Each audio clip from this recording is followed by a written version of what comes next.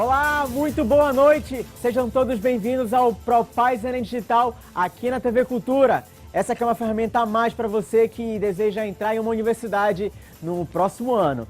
Hoje as aulas estão muito boas. Mais uma vez, teremos Anderson Costa de História, que vai falar sobre a Revolução Russa. Em seguida vem o Maurício Dantas de Física, falar sobre os fenômenos ondulatórios. E para encerrar, o professor Marco Antônio de Redação, que vai falar sobre tese e argumentação. Tenham todos uma boa aula. Olá, ProPaz Enem! Olá, futuros calouros do estado do Pará! Vamos começar o programa de hoje, começando com Ciências Humanas e suas tecnologias. História, como já foi anunciado, eu sou o professor Anderson Costa. Adivinha qual é o tema de hoje? Lembrou o que o nosso apresentador anunciou? Foca na tela, cultura! Foca na tela! Revolução Russa de 1917. Volta para mim. Professor, por que você escolheu esse tema? Ora. Não esqueça que 2017 é o centenário da Revolução Russa. É o centenário deste assunto. Você tem dúvida que é uma forte proposta na prova de Ciências Humanas, especialmente na parte de História? Eu não tenho nenhuma dúvida disso. Futuros universitários, além de ser um tema de aniversário, 100 anos dessa revolução, eu quero só lembrar aos senhores e às senhoritas que este é um tema epicentral. Sim, epicentro porque da Revolução Russa você dá para estudar a Guerra Fria. Não esqueça que a Revolução Russa, para muitos, é tida como a pátria-mãe de revoluções como a Revolução Cubana, a Revolução Chinesa. Todas essas revoluções que permeiam o século XX, de certa forma, bebem na fonte da teoria marxista e da primeira tentativa de prática desta teoria, que começa na Rússia há 100 anos atrás. Me acompanhe, por favor. Bem, o que é que eu e você temos que saber sobre este assunto? Primeiro, aquela história, meus futuros universitários. Ninguém faz uma revolução porque acha bonitinho fazer. Ninguém faz uma revolução porque acha legal fazer, não é verdade? Então, o primeiro passo é entender como é que a Rússia estava no início do século XX, data da sua revolução, e um pouquinho antes até. A Rússia, deixa eu usar um pouquinho da minha co-irmã, geografia, para me ajudar aqui. A Rússia é um país euroasiático, não esqueça disso. Parte da Rússia está na Europa, parte da Rússia está na Ásia. E essa localização, de certa forma, é um tanto quanto dedicada. E digo a você, você sabe já que desde o século XVIII a Europa vinha se industrializando, não é? Debatemos já em aulas anteriores sobre isso. A Revolução Industrial se espalha por toda a Europa. Na Rússia chega muito atrasadamente. A Rússia, de certa forma, por assim dizer, para no tempo, para no espaço. Ficou atrasada não apenas economicamente, mas socialmente também. Pasmem, 80% da Rússia era campesina e até os trabalhadores urbanos viviam uma situação de caos, de miséria. Não seria nenhum exagero dizer isso a vocês. E pior que isso, futuros universitários, eu não só tinha um atraso político, social e econômico, mas a estrutura, de modo geral, da Rússia era altamente ultrapassada, arcaica. Veja bem você, imagina só que você que estudou já a Revolução Francesa, sabe que desde o século XVIII, esse negócio de absolutismo, de ter um governante, ter um monarca que manda em tudo, que manda em todos, isso está arcaico, ultrapassado, démodé. Pois é, né? Menos na Rússia. A Rússia, em pleno século XX, pasmem, ainda estava governada pelo czar. Escreve-se czar, mas pronuncia-se czar. De onde vem esse nome, professor Anderson? Vem de César. César. Lembra lá do Império Romano? Veja só, a Rússia, em pleno século XX, dava aos seus imperadores o título de César, ou em russo, czar. É nesse contexto histórico, me acompanhe aqui no slide, foca aqui, cultura, vamos nessa. Olha só o último dos czares da Rússia, o famoso Nicolau II, da família Romanov, o homem que comandava a Rússia como um de ferro. Essa imagem que você está vendo aqui, essa pintura, ela ilustra muito bem o caos, a miséria, a situação caótica de atraso econômico, social e político que a Rússia vivia. Foca em mim aqui. É nesse contexto histórico, futuros universitários, que para tirar a Rússia deste caos, para tirar a Rússia desta miséria, surgem movimentos revolucionários, baseado, obviamente, em teorias revolucionárias, das quais eu e você já estudamos em aulas anteriores. E a principal, não a única, mas a principal teoria que invade a Rússia é a do marxismo. Sim, a do chamado socialismo científico, trazido para a Rússia por um advogado, um homem que se converteu ao marxismo, cujo nome não pode ser estranho a você. Eu falo de um homem chamado Vladimir Lenin, o famoso Vladimir Ulyanov Lenin. Anderson, tem a imagem aí? Claro que eu tenho. Eu e a TV Cultura vamos mostrar para você. Foca aí, ó. Este homem, sim, este homem, Lenin, o grande marxista russo, depois de passar um tempo no exílio, volta para a Rússia e funda um partido. Um partido. E é esse partido que vai protagonizar a tão famosa revolução. Que partido é esse? Vamos trabalhar com muitas imagens hoje para que você mentalize tudo isso. O partido é esse aqui, ó. Vamos lá, TV Cultura. O POSDR. Significa o que é isso, professor? Partido Operário Social Democrata Russo. Repito, POSDR. Partido Operário Social Democrata Russo.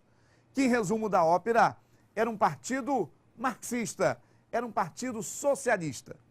Esse partido, o Partido Operário Social Democrata Russo, que foi fundado lá pelo Lenin, era um só partido. Mas atenção para cá, futuros universitários. Um só partido que dividiu-se em duas facções, cujo nome também você não pode esquecer. Eu me refiro à facção chamada primeira de mencheviques e depois os chamados bolcheviques. Professor, por favor, mostra para mim só para eu visualizar agora. Aí, TV Cultura, olha só, mencheviques e bolcheviques. Traduzindo, mencheviques quer dizer minoria e bolchevique quer dizer maioria. Foca aqui em mim. Uma questão fundamental para você poder entender. Se é um só partido, professor Anderson, por que ele dividiu-se em dois? Explico agora a você. E uma explicação muito simplista, muitos vão dizer que mencheviques são os moderados e bolcheviques são radicais. Eu estou falando de ciências humanas e suas tecnologias. Vamos aprofundar essa explicação? Me acompanhe, Propais Enem. Menchevique e bolchevique surge a partir de um debate. Que debate é esse? Lembra da teoria de Karl Marx? Eu vou relembrar você. Segundo Marx, uma revolução socialista só pode ser feita em países ricos. Sim, Marx pensava assim. Segundo ele, eu não faço uma revolução socialista em países pobres. Claro, eu não posso dividir miséria, eu não posso dividir pobreza. Esse é o ponto 1. Segundo ponto fundamental da teoria de Marx, só o operário faz a revolução. Se você não entendeu, segundo Marx, uma revolução socialista não pode ser feita entre os campesinos, não pode ser feita entre os camponeses. Não à toa, se aquele partido é partido operário, ele é um partido marxista. E por isso é marxista, porque é um partido operário. Você entendeu? Veja só o que eu disse no começo da nossa aula. Me acompanhe, por favor. Segundo Marx, só o operário faz revolução. Mas você deve ter anotado no seu caderninho aí em casa, que eu falei ainda há pouco, no início, alguns minutos atrás, que a maioria da Rússia era campesina. A Rússia era pobre. Então perceba, como é que eu vou fazer uma revolução num país pobre? Uma revolução marxista num país camponês? Isso bate de frente com a teoria de Karl Marx. É nesse contexto que dentro do Partido Operário surge um homem, não precisa gravar nome, chamado de Martov. Segundo Martov, ele dizia, galera, membros do Partido Operário Social Democrata Russo, somos marxistas? Somos, mas o nosso mestre Marx disse que só o operário faz revolução e a Rússia é camponesa. O nosso mestre Marx disse, só um país rico pode virar socialista e a Rússia é pobre. Vamos fazer o seguinte, vamos esperar a Rússia se industrializar, Vamos esperar a Rússia crescer, virar operária, para depois fazer uma revolução. Opa! Aí o líder do partido, chamado Lenin, disse negativo, em russo, Negatovsky, estou brincando. Lenin vai dizer o seguinte, não vou esperar a Rússia virar operária, esperar a Rússia virar industrializada, rica, para depois fazer uma revolução. Eu vou fazer uma revolução e agora já. Aí Martov pergunta, mas Lenin, como é que você quer fazer uma revolução marxista num país camponês, se Marx diz que só o operário faz revolução? Sabe o que Lenin respondeu? Realmente, o nosso mestre Marx disse, o finado Marx falou, que só o operário faz revolução. Mas não quer dizer que seja algo que eu não possa mudar. Eu, Lenin, digo que o operário mais o camponês pode fazer uma revolução. Opa! Sabe o que é que Lenin propôs, futuros universitários, ciências humanas e suas tecnologias? Uma revolução a partir da união do operário mais o camponês. Isso tem um nome técnico que eu digo a você, seria bom você gravar. Que nome é esse, professor? Chama marxismo-leninismo. Sim, a teoria de Marx, que diz que só o operário faz revolução, junto com a teoria de Lenin, que diz que o camponês faz revolução. Olha só que interessante. Você lembra aí qual era o símbolo da União Soviética? Pergunte para o seu papai e para a mamãe. Eles vão dizer a você. Era este aqui. Vamos lá, TV Cultura, mostra para eles aí, ó. Olha o símbolo da União Soviética. A foice e o martelo. O martelo e a foice. Foca em mim, TV Cultura. Este não é um símbolo marxista. Esse é um símbolo marxista-leninista. Por que o martelo? Símbolo do operário. Por que a foice? Símbolo do camponês. É a união do operário mais o camponês. Por isso, este era o símbolo da União Soviética. Esse é o Propaz Enem. Gostou dessa? Me acompanhe que tem mais coisas para te falar aqui. É nesse contexto que começa uma divergência dentro do partido. De um lado, um cara chamado Martov, que queria esperar a Rússia se industrializar, se capitalizar para depois implantar o socialismo. Do outro lado, Lenin, que queria unir o operário mais o camponês. A minoria do Partido Operário Social Democrata Russo, a minoria, repito, fica com Martov. Daí nasceria o termo menchevique, minoria. Já a maioria fica com Lenin. Daí nasce o termo bolchevique, maioria. Eita, professor Anderson, gostei dessa. Tem um resumo só para eu anotar rapidinho? Claro que tem. Aqui é TV Cultura e você, junto com o Propaz Enem, lutando pela sua aprovação. Rapidamente, olha o foco aqui, ó. Olha o foco aqui. Pronto. Olha o resumo. Os mencheviques vão querer primeiro o quê? Industrializar a Rússia, capitalizar a Rússia, para depois fazer uma revolução. Já os bolcheviques vão querer fazer uma revolução agora, já unindo o operário mais o camponês. Veja só que interessante. Então perceba que é algo muito mais profundo do que o simples resumo de um é radical, outro querer ser moderado. Perceba vocês, futuros universitários, para que essas teorias pudessem vingar na Rússia, obviamente, necessário era ter um apoio popular. Para que essa teoria pudesse fazer sucesso na Rússia, era necessário o povo aderir. E deixa eu dar uma notícia para você. À medida que o tempo vai passando, a situação na Rússia vai piorando e, consequentemente, o povo vai aderindo a esse movimento revolucionário. Por exemplo, por volta de 1905, o czar da Rússia, Nicolau II, da família Romanov, não teve o que fazer e ele colocou a Rússia numa guerra contra o Japão. É a famosa Guerra Russo-Japonesa. Perceba, a Rússia, sem muitas condições, ousa enfrentar o Japão.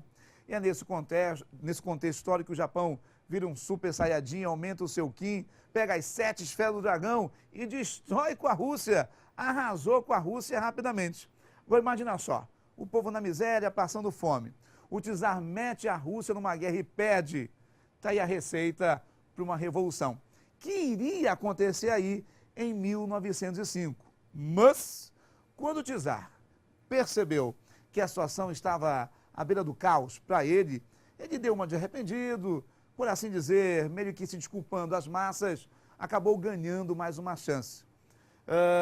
Embora houvesse uma revolta nesse meio tempo, que foi chamado do famoso Domingo Sangrento, onde as massas se rebelaram contra o czar, ele acaba massacrando o povo, foi um episódio muito dramático dentro dessa revolução, dentro desse movimento revolucionário. Mas é nesse contexto que a situação fica pior na Rússia quando explode a Segunda Guerra Mundial, ou melhor, perdão, a Primeira Guerra Mundial, desculpem, já quero adiantar o assunto. A Primeira Guerra Mundial, que começa em 14 e vai até 18. Pasmem, o czar não teve o que fazer, colocou a Rússia nessa guerra. Primeira guerra, repito, corrigindo o erro anteriormente.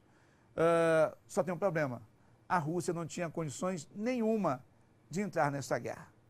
Resultado, ela até tentou, mas depois de 3 anos de conflito, o caos estava tão grande que não teve jeito. A revolução explodiu. Opa! Explodiu em 1917. Atenção para a dica. Olha lá o início da aula. Atenção, atenção para esse minutinho final. Olha o início da aula. Uma revolução que vai ter 2 facções. A primeira facção, os mencheviques, foi que tomou o primeiro poder.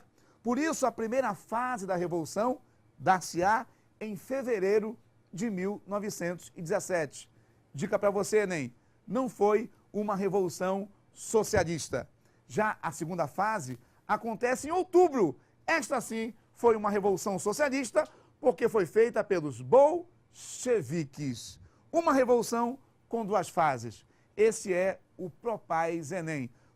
No centenário da Revolução Russa, é a nossa dica para você. Logo mais estamos de volta com outros assuntos e quem sabe até redebatendo esse para você.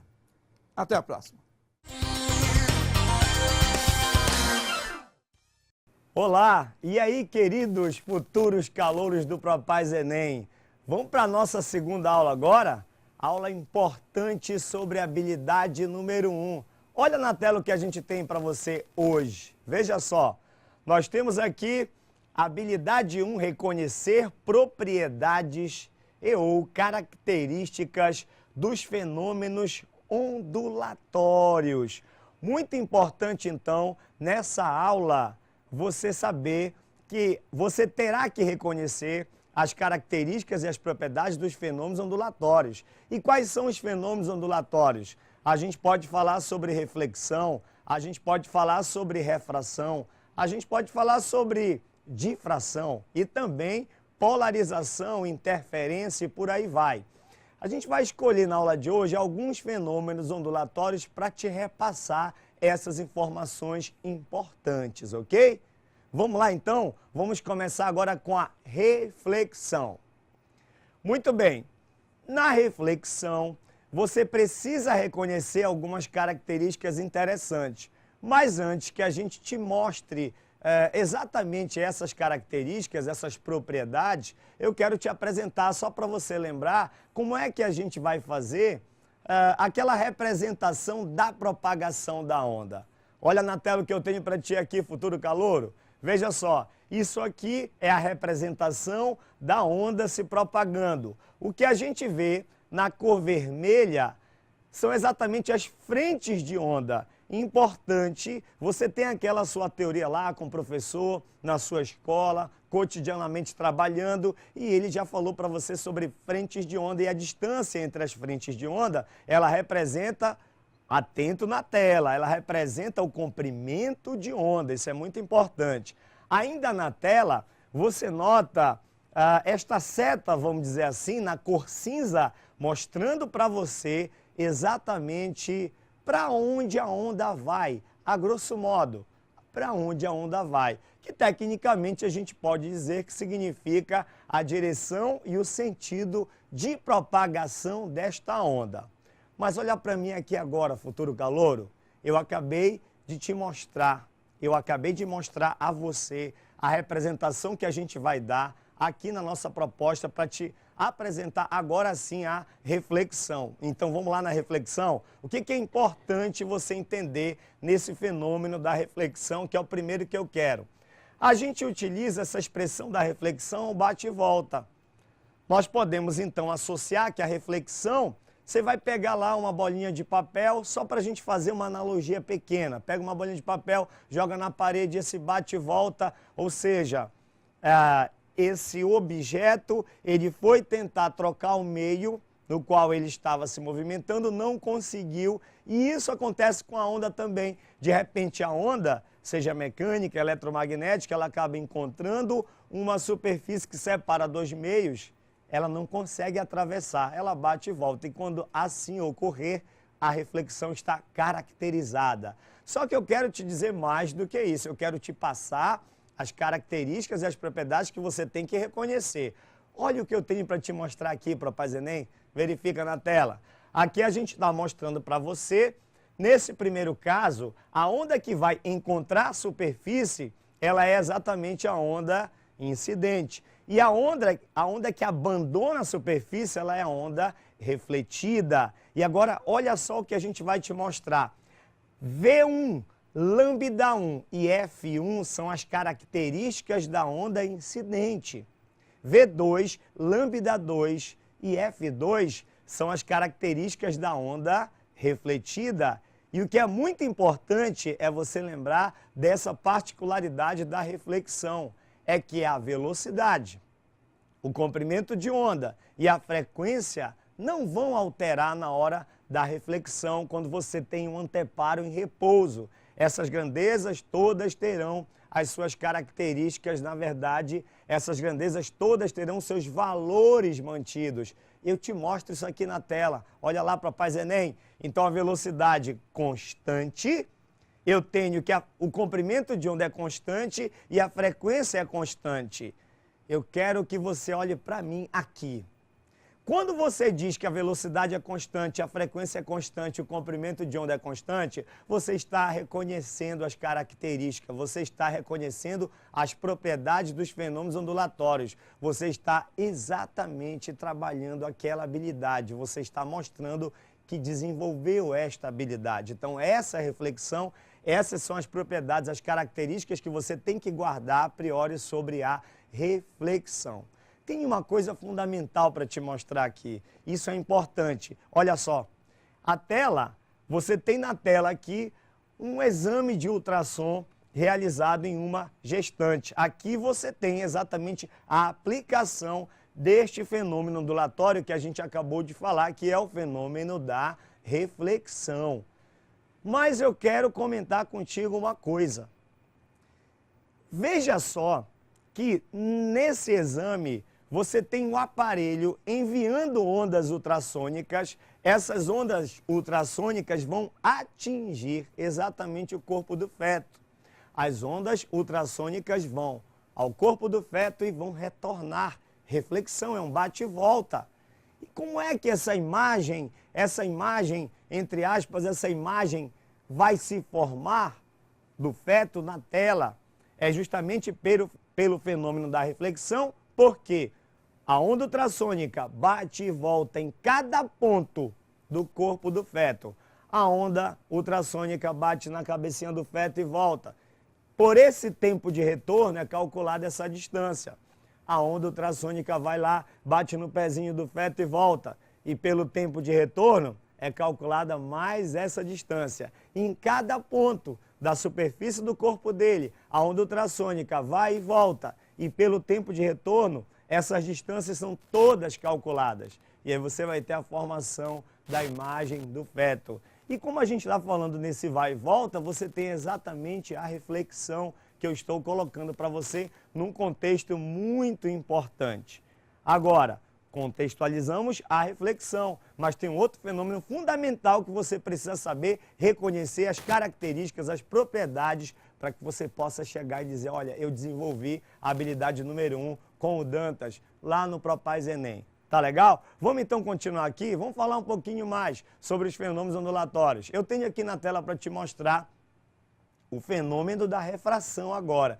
Esse fenômeno agora eu coloco e te apresento que não tem mais a história do bate e volta. Agora a onda consegue ir e ela consegue penetrar, ela consegue trocar. Eu tenho a imagem aqui para te mostrar, olha só. Então imagina, não é, uma onda, que pode ser uma onda luminosa, isso aqui é um raio de onda luminosa, que de repente ele está no ar e ele acaba atravessando para a água. Ou o que a gente tem na imagem, pode ser também, a onda está no vidro e ela passa para a água. E quando isto ocorrer, você tem aqui a refração acontecendo. E agora, futuro calouro Propaz Enem. Olha o que eu vou te dizer. Quando a gente falar para você sobre refração, você lembra de 3 coisas. Você lembra de 3 coisas importantes que vão mostrar que você reconhece as características, que você reconhece as propriedades dos fenômenos ondulatórios. A primeira, refração está relacionada com desvio. Inclusive a origem, a etimologia da palavra tem a ver com desvio. Só tem um caso que não ocorre desvio, que é quando esse raio de onda ele fica perpendicular, não é? A linha que separa os 2 meios, mas é um caso especial. Então eu quero te dizer, a palavra desvio é importante. A outra coisa fundamental é você lembrar mudança na velocidade. Mudança na velocidade. E uma outra coisa mais interessante ainda, a frequência é constante, futuro calouro. Mas olha na tela aqui, eu preparei para você realmente assimilar isso. Vamos olhar na tela aqui? Olha lá. Olha aí o que é que eu tenho. Desvio, primeira coisa importante. Segundo, mudança na velocidade. Terceiro, frequência constante. Propaz Enem. Essas são as características que você tem que reconhecer. Olha para mim, que eu vou te dizer uma coisa. Você repete isso, desvio, você repete isso, frequência constante, mudança na velocidade, e aí você vai ter na sua mão as informações importantes para poder dizer: eu conheço, eu tenho informações sobre a refração. Mas não acaba por aí não. Eu quero que você reconheça mais coisas ainda. Vamos olhar uma coisa importante aqui na tela? Olha lá, olha o que eu tenho aí para ti. Nesta situação você vê que exatamente o cidadão tentando jogar uma lança no peixe, se ele jogar no local em que ele vê o peixe, ele vai certamente errar. Ele não vai ser bem sucedido na sua ação. O que eu estou te mostrando é que como a luz que parte do peixe vai desviar quando trocar o meio da água para o ar, ora, isso é uma refração. Se é uma refração, há uma mudança de meio, vai ter um desvio pelo ângulo de incidência e esse desvio vai gerar uma posição aparente. Eu vou voltar para você fixar. Esse raio luminoso saiu do peixe, ele saindo do peixe desvia e o que o observador consegue ver é exatamente na direção desse raio, na cor preta que você está vendo. Futuro calouro Propaz Enem. Então, quando você chega numa borda de uma piscina, que você olha aquele fundo e pensa que a piscina não é tão funda assim, ela parece para ti que ela é rasa quando você entra. Esta piscina aqui é funda, não era o que eu pensava quando eu estava aqui em cima, quando eu estava lá em cima. É justamente isso que está ocorrendo. Essa energia luminosa, a luz partiu do fundo, quando ela saiu da água, entrou no ar, ela desviou e te deu essa ideia de que o fundo está acima. Isso te faz enxergar o fundo numa posição aparente. Numa posição aparente. Vou te dar um outro exemplo agora. Calouro Propaz Enem. Olha só. A mesma coisa quando você olha para uma estrela, a mesma coisa quando você olha para o Sol. Por quê? Quando a gente olha para o Sol, vamos pegar só um raio luminoso que sai do Sol e entra aqui na nossa atmosfera. Ao entrar na nossa atmosfera, ele vai sofrer vários desvios. A gente pode até dizer que nós podemos representar isso como uma curva, e esse desvio que ele vai sofrer, vai fazer com que você acabe vendo o Sol numa posição aparente. Então, muitas vezes você olha o Sol no horizonte, já 6 horas da tarde. Você olha aquele Sol se pondo, por exemplo, aqui na Baía do Guajará, em Belém, às 18 horas. Aquela imagem que a gente está vendo é uma imagem aparente, o Sol já se pôs há algum tempo, é exatamente por causa desse desvio, a gente ainda vê o Sol, mas numa posição aparente. A posição real, a posição verdadeira, a posição verdadeira, já pode ser que ele esteja abaixo da linha do horizonte e o Sol, portanto, já se pôs. Estou te dando dois exemplos importantes da refração, só que eu quero mais do que isso, eu quero avançar, eu quero que você tenha técnica, eu quero que você conheça detalhes da refração, por isso que eu te mostro na tela. Olha aí, Propaz Enem, olha o que eu tenho agora. Nós estamos mostrando aqui para você uma imagem que você precisa reconhecer. Quando você percebe um tipo de refração dessa maneira, olha que bonito as frentes de onda sendo mostradas na cor azul. Depois, quando entra na água, a gente te mostra em outra cor. Mas veja que eu estou apresentando para você o raio de onda sofrendo esse desvio. Quando vocês perceberem uma figura como essa, olha o movimento que eu vou fazer aqui, ó, uma aproximação em relação à reta normal, isso representa, e pela lei de Snell a gente consegue, isso representa uma diminuição da velocidade. Se você pega a lei de Snell-Descartes, você consegue mostrar isso matematicamente, inclusive, que isto aí representa uma redução na velocidade da onda. Mas a gente vai querer mais. Eu te falei ainda agora que na refração, está aqui, a onda está mudando, está desviando. E nesse caso você vai reconhecer que há uma redução, exatamente, uma redução na velocidade. Como eu te falei, eu quero mais. Nós temos que lembrar, desvio, lembra? Desvio, mudança na velocidade, frequência constante. Foram as três coisas que eu te falei sobre a refração. Te concentra na tela, futuro, calor, o Propaz Enem. Esse ano a vaga é tua, hein? Olha lá, a equação geral das ondas, velocidade, comprimento de onda e frequência. O que você está vendo? Dantas, por que você está botando essa equação? Nós não estamos numa aula teórica hoje? Sim, lembra que a frequência é constante porque se trata de uma refração. Mas você reconhece pela imagem que isso representa uma velocidade diminuindo e automaticamente o comprimento de onda diminuindo porque são proporcionais. Então, frequência constante, você reconheceu velocidade diminuindo, reconheceu o comprimento de onda também diminuindo. Nota que é diferente lá da reflexão, que nenhuma das grandezas alteraram. Vamos mostrar só a imagem final para a gente encerrar com a refração. No outro momento a gente te mostra mais fenômenos ondulatórios. Olha só, reconhece isso, que agora é o inverso, a onda afasta-se da normal, o raio de onda afastando-se da normal. Isso aqui representa exatamente um ganho de velocidade.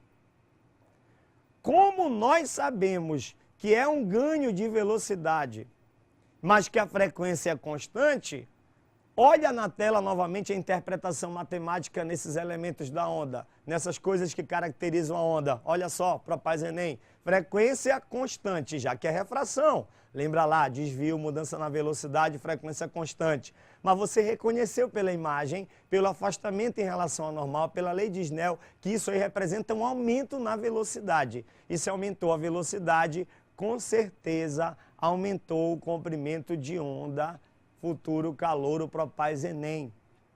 Você entendeu que você está agora atingindo essa habilidade que eu te falei? Você entendeu? Eu vou só fazer aqui, recapitular com vocês. Bem aqui, ó.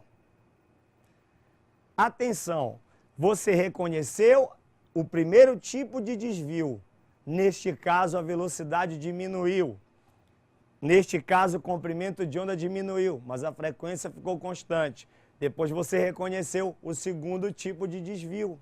Esse desvio aqui é afastamento da normal. Agora a velocidade aumentou, o comprimento de onda aumentou e a frequência ficou constante. Hoje a gente viu reflexão e refração. Olha só o recadinho que eu vou te dar. Na próxima aula, no próximo encontro, nós vamos reconhecer as características e as propriedades de outros fenômenos ondulatórios que a gente tem aí pelo menos mais uns 3 ou 4 para falar.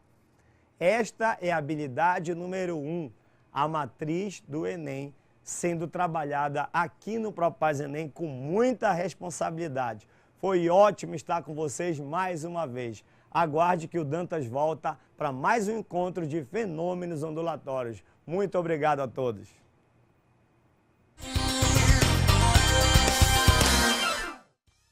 Olá, boa noite. Vamos dar continuidade ao nosso trabalho com a redação e, para nós começarmos nossa aula, vamos falar novamente sobre as dicas da redação para o Enem. Só que hoje, qual vai ser a nossa dica?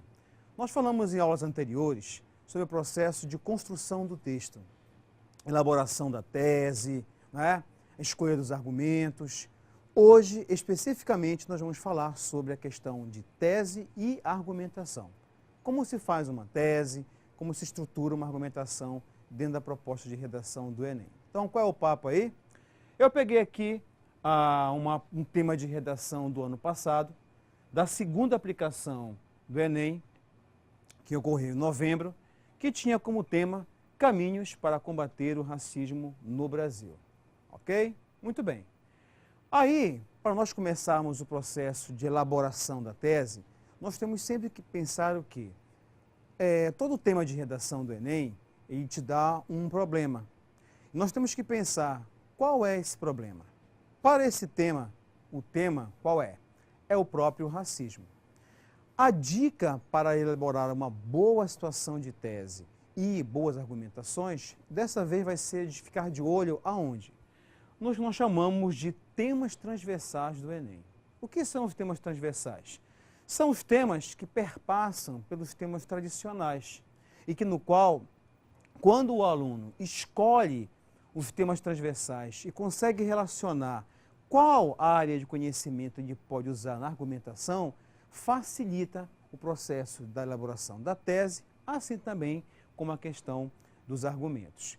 Para esse tema que envolve o racismo aí, o que nós podemos listar de temas transversais? Ética, pluralidade cultural, cidadania. Para os temas tradicionais que servem para a nossa argumentação, história, sociologia e filosofia. Bom, o passo então qual é? A estrutura do texto, que nós já conhecemos, que falamos em outras aulas, que é a parte que elabora o primeiro parágrafo de tese, os parágrafos de argumentações, né? Proposta de intervenção e coisa e tal. Bom, o papo hoje qual vai ser? Como focar a tese e como tecer as argumentações. Então, quais são os passos? Pensa comigo. Todo tema de redação, ele vai te dar um problema. Esse problema, aliás, como todo e qualquer problema, ele tem uma causa e tem uma consequência. Para elaborar a tese na redação, nós não temos que pensar na consequência. Pensamos o quê? Na causa do problema. Quando você identifica a causa do problema, você consegue sustentar a sua tese. Na estrutura do texto, como nós teríamos? Falamos para você que você deve fazer a sua proposta de redação em 4 parágrafos e saber exatamente aonde colocar cada parte do que você vai falar. Primeiro parágrafo, citações, contextualização, situações de tese. Segundo parágrafo, que é o primeiro parágrafo de argumentação, fazer a argumentação, citar e relacionar o tema. Terceiro parágrafo, argumentação, citar e colocar o tema. E o último parágrafo, a proposta de intervenção. Então, qual é a situação aí? Explicitar a tese. E como é que nós fazemos isso? Quando a gente pega a questão do tema, escolhe-se qual é o problema. Para essa temática aí, o problema é o racismo. Ora, que possíveis situações de tese a gente pode identificar como a causa desse problema? Eu aqui listei 5.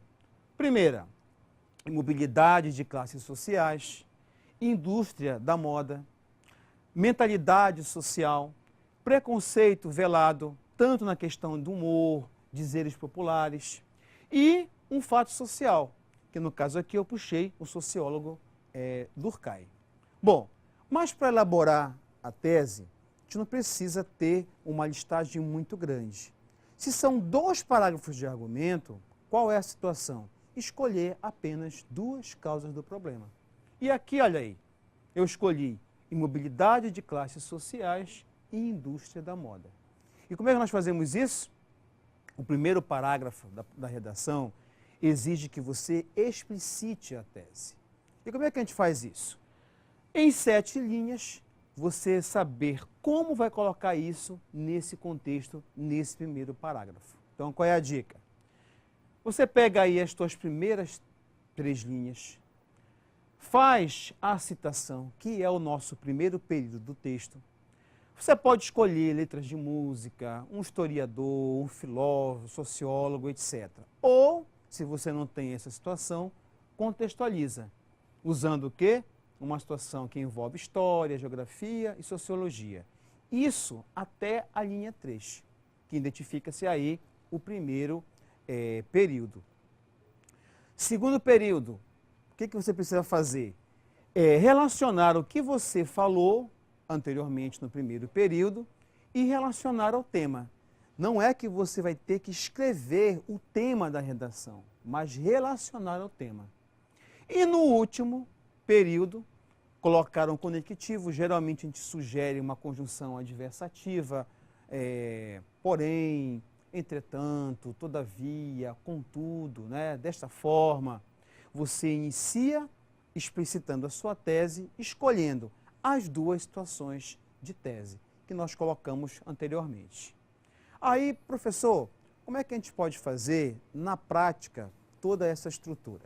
Bom, eu peguei um modelo de redação que tem essas 2 situações de tese que ano passado tirou 1000 na redação. Então eu vou te colocar um modelo de como se estrutura e de como se faz na prática. Vem comigo. Esse aqui é o primeiro parágrafo. Eu sei que você em casa deve estar olhando, nossa, tem mais de 7 linhas, porque aqui nós temos uma exibição em PowerPoint. Se for colocar isso no papel, dá exatamente 7 linhas. Olha só, a discriminação racial apresenta raízes profundas com as origens na Idade Média, período marcado pela interferência direta da Igreja Católica na sociedade, onde frases como "se fosse para sermos todos iguais, Deus não teria feito negros e brancos", serviam para tentar legitimar e promover a segregação racial. Nesse primeiro período aí, o que nós temos? Uma contextualização histórica. Segundo período, eu tenho que relacionar o que eu falei anteriormente com o tema. Já no Brasil, que eu tenho que trazer para o tema, a herança colonial da escravidão deixou uma lacuna entre negros e brancos, podendo ser observada, por exemplo, na má distribuição dessas camadas sociais e uma indústria da moda com predominância branca. No último período, você vê o quê? A explicitação da tese. Quais serão os passos, então? O próximo parágrafo é o parágrafo de argumentação. E você pode perceber que a primeira coisa que ele faz é relacionar com a primeira situação de tese. Olha aí. Primeiramente, devemos compreender que a abolição da escravatura não representou a integração dos libertos. Tal fato tem como consequência a observação da miséria, da privação dos direitos sociais, mesmo após a libertação e, a partir disso, de uma notável mobilidade de classes sociais. O que nós observamos aqui, que está em vermelho? O autor do texto explicita a tese. Ele coloca ali a referência que ele colocou no primeiro parágrafo. E aí ele vai fazendo considerações, olha. Se seguiu de uma pobreza transmitida para as novas gerações, hoje, ele não pode deixar de mencionar o que está acontecendo no momento. Apesar de haver a promoção de ações afirmativas no Brasil, o sistema de cotas se configura insuficiente para alcançarmos uma verdadeira justiça social. Pronto. Ele fechou aí o quê?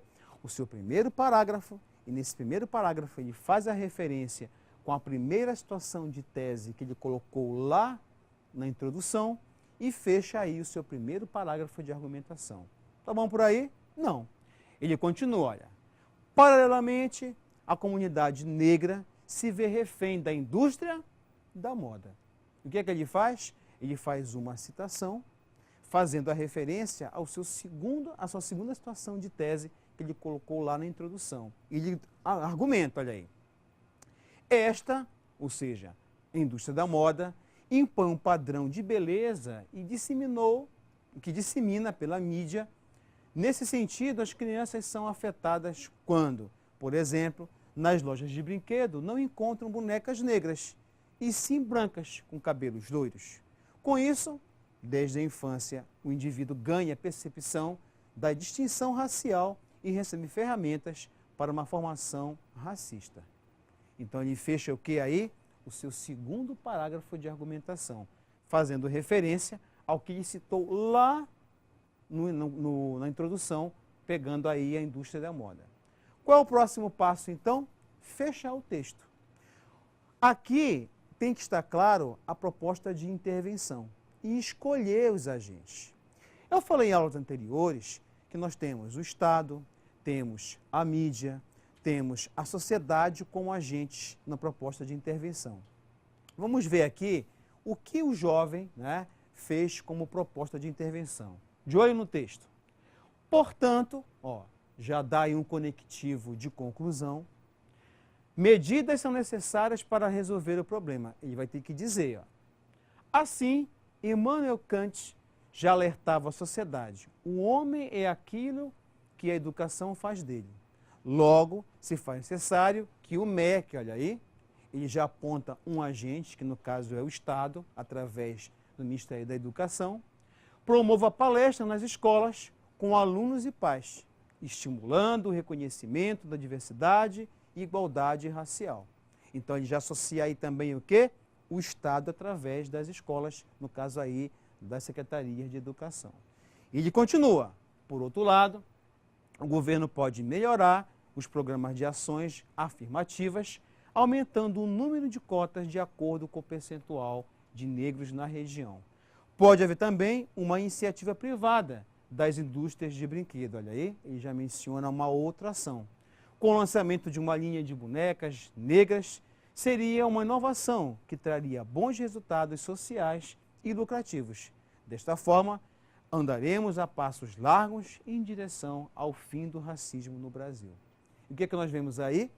Na sua conclusão, o jovem que elaborou essa proposta de intervenção, ele detalha toda a proposta de intervenção e vai retomando o quê? Tudo que ele falou na introdução, tudo que ele mencionou nos parágrafos de argumentação e conclui seu texto com uma proposta de intervenção detalhada. Então, é desta forma que você, aluno, ao fazer sua proposta de intervenção, ou também as argumentações e a tese, deve seguir esse modelo. Claro, não copiar do jeito que está aí, mas ter um roteiro de como fazer a tese é importante, como escolher as duas causas do problema e escolher os argumentos em cada área de conhecimento. Pronto. Essas são as dicas aí que você pode ter para trabalhar as propostas que nós já falamos em aulas anteriores. Mas fica a dica. Antes de você começar a fazer a sua redação, primeiro, pensa comigo. Todo tema de redação, ele te dá o quê? Um problema. Você não pode pensar nas consequências desse problema. Você tem que focar nas causas desse problema. Essas causas te possibilitam fazer o quê? Eleger as duas situações de tese. Sem isso, você não consegue fazer as argumentações, trabalhando cada uma no parágrafo de argumentação e detalhando a proposta de intervenção. É nesse formato que o avaliador do Enem faz toda a análise da tua redação. E fica mais fácil. Agora, é claro, toda essa teoria ela tem que consolidar numa prática. Que prática? Leitura das outras áreas de conhecimento, saber relacionar as questões de história, questões de geografia, questões de sociologia. A prova de redação ela não é um texto isolado. Ela exige que você se abarque de todos esses conhecimentos para defender as suas argumentações. Essa é a dica. E qual é o papo? Leitura, produção e muita prática para chegar no nota 1000. Ok? Um forte abraço e nos vemos na próxima aula.